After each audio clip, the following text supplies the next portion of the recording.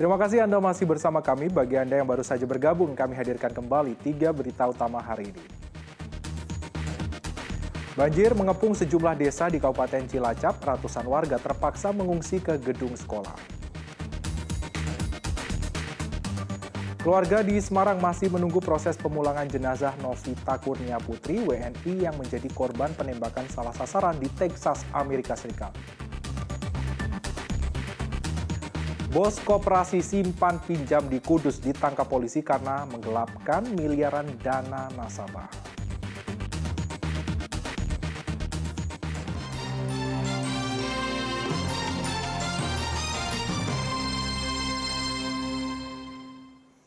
Seorang siswa sekolah dasar tewas tenggelam di kolam renang Master Park di sebuah hotel di Grobogan.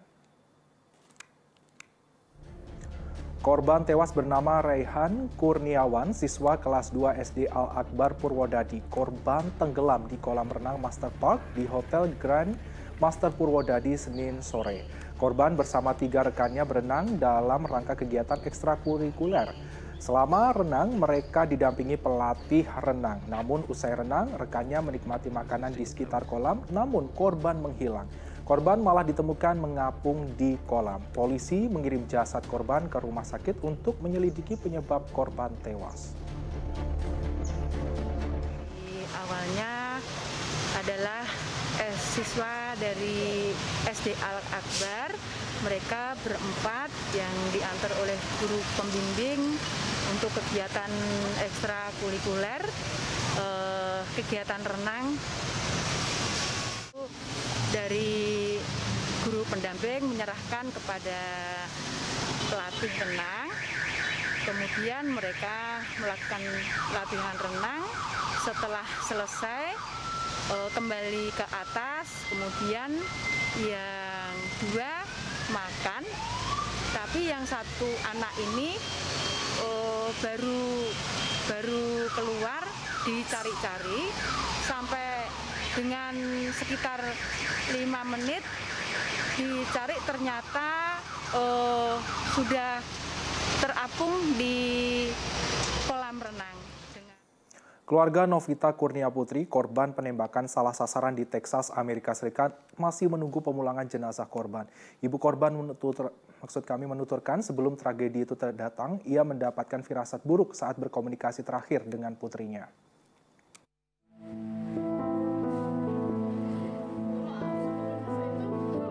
Tidak ada ibu yang rela anaknya meninggal secara tragis. Demikian pun Nani, ibunda Novita Kurnia Putri yang menjadi korban penembakan salah sasaran di Texas, Amerika Serikat. Kepergian tragis putrinya begitu menyisakan dada Nani. Meski berat, Nani dan keluarga besar menyiapkan berbagai hal dan menunggu proses pemulangan jenazah putrinya di Jalan Pudak Sari 2, Pudak Dayung, Kota Semarang. Sebelum kabar duka itu datang, Nani menuturkan memang mendapat firasat buruk tentang putrinya saat berkomunikasi terakhir kalinya. Memang anaknya baik. Setiap kali mamanya butuh apa, oke, selalu oke. Mbak Novita itu pulang terakhir kemarin, Mas.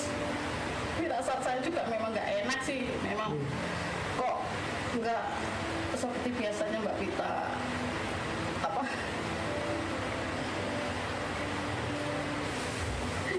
Bikin jengkel mama terus.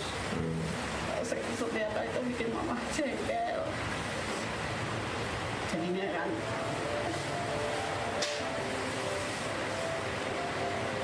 dia bilang sama teman-temannya juga, ya firasatnya itu aja, Mas. Minta foto, nggak dikasih. Terus mama WA, ya udah nggak mau WA kamu lagi.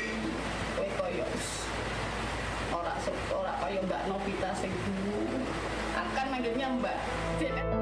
Novita Kurnia Putri tewas dalam insiden penembakan salah sasaran di San Antonio, Texas, Amerika Serikat pada 4 Oktober. Korban dilaporkan tak tertolong karena diberondong banyak peluru. Novita tinggal di Amerika Serikat karena menikah dengan pria Amerika Serikat. Agus Hermanto melaporkan dari Kota Semarang. Kecelakaan kerja menimpa seorang perempuan di Kabupaten Klaten saat hendak membersihkan mesin penggilingan daging. Jari korban terjepit mesin giling.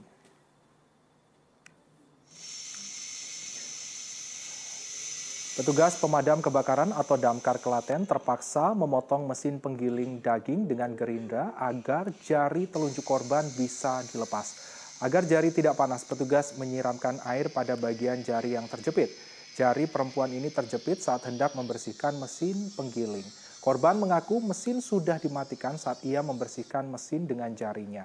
Petugas damkar butuh waktu 1 jam lebih sampai jari perempuan bisa dilepaskan dari jepitan mesin penggiling. Dia membersihkan, kemungkinan dia tidak memakai alat atau yang biar aman gitu, tapi langsung pakai jari. Berarti posisinya masih pakai? Kalau posisi dia sudah off, listriknya sudah off, mesin penggilingan sudah mati, cuman dia masih sedikit berputar ininya, gilingan yang di dalam mesin itu. Polda Jawa Tengah meringkus seorang pemilik koperasi simpan pinjam di Kudus karena menipu ribuan nasabah. Pelaku menyalahgunakan uang nasabah miliaran rupiah untuk keperluan pribadi, termasuk membeli sejumlah aset tanah dan juga kendaraan. Direktorat Reserse dan Kriminal Khusus Polda Jawa Tengah menangkap AH, pemilik koperasi simpan pinjam Giri Muria Group di Kabupaten Kudus. Pelaku diduga menggelapkan dana nasabah koperasi miliaran rupiah untuk kepentingan pribadi.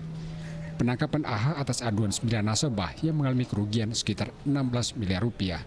Pelaku menjanjikan bunga besar senilai 12% kepada para nasabah sehingga banyak yang tergiur. Namun belakangan dana nasabah tak kunjung kembali karena ternyata digunakan pelaku untuk membeli aset tanah dan kendaraan. Uang dari penyimpanan tersebut digunakan untuk menutupi kegiatan-kegiatan lain dan termasuk juga untuk kepentingan pribadi dari si tersangka. Di antaranya adalah untuk membeli aset tanah, ya. Dalam praktek kegiatan KSP tersebut, ya, dia telah mengeluarkan dan mempromosikan produk-produk yang sangat mirip dengan kegiatan perbankan. Di antaranya adalah produk buku simpanan si bagus, ya, kemudian produk dengan simpanan berjangka. Ya, semua pola kegiatan ini sama seperti kegiatan usaha perbankan. Dari hasil keterangan ahli bahwa ini masuk dalam kegiatan perbankan, OJK yang telah menyampaikan. Pelaku mengaku memang menjanjikan bunga besar agar para nasabah mau menyimpan uang di koperasi yang dimilikinya. Namun sejak 2 tahun lalu ia tidak mampu mengembalikan dana nasabah karena banyak menarik uang lantaran pandemi COVID-19. Dana dari masyarakat, caranya seperti apa?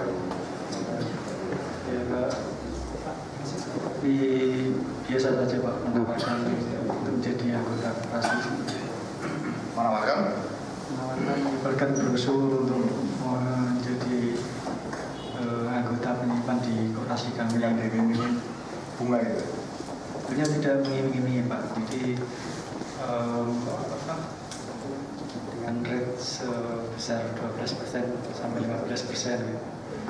Sebetulnya koperasi kami ini memang di awal kami berjalan baik Pak, tapi memang awal muasalnya adalah terkena corona waktu ada pandemi itu sehingga Polisi menyita sejumlah sertifikat tanah dan kendaraan sebagai barang bukti. Pelaku dijerat dengan Undang-Undang Tindak Pidana Pencucian Uang dengan ancaman hukuman maksimal 15 tahun penjara serta denda 10 miliar rupiah. Agus Hermanto melaporkan dari Kota Semarang.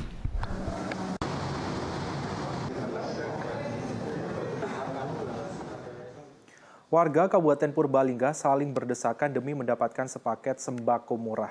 Dengan nilai Rp25.000, paket itu hanya dikhususkan untuk warga kurang mampu yang tak terjamah bantuan sosial. Berdesakan sudah jadi hal biasa saat pasar murah dibuka. Warga Purbalingga yang mayoritas ibu-ibu saling dorong demi mendapatkan sembako murah.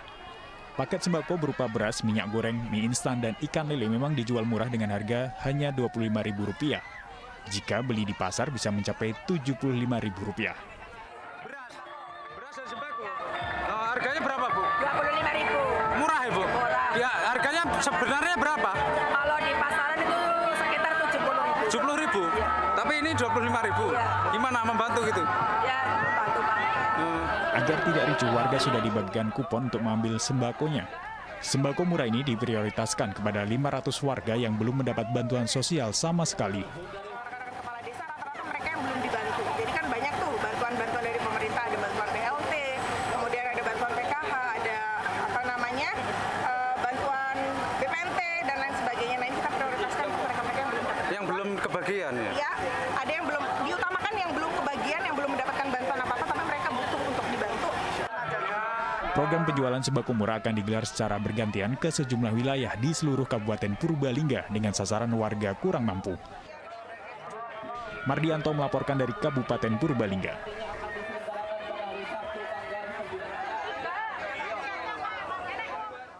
Harga beras di Kota Semarang semakin mahal, kenaikan beras hingga Rp3.000 per kilogram. Di Pasar Mijen, harga beras kualitas medium dijual Rp11.000 dari sebelumnya hanya Rp9.000 per kilogram. Begitu juga dengan beras jenis premium yang kini dijual Rp13.000 dari sebelumnya Rp10.000 per kilogramnya. Kenaikan ini terjadi dalam sebulan terakhir. Selain karena naiknya biaya distribusi sejak BBM naik, stok dari distributor juga berkurang. Diduga turunnya stok beras imbas dari gagal panen karena cuaca buruk. Jika biasanya pedagang membeli 5 kuintal beras, kali ini hanya bisa membeli 2 kuintal saja. 1 bulan yang lalu. Ini naik karena apa ini, Bu? BBM, belum BBM naik itu beras malah sudah naik duluan. Stok dari distributor sendiri gimana nih, Bu? Sedikit, Mas. Mulai langka itu ya, Bu ya? Iya, langka.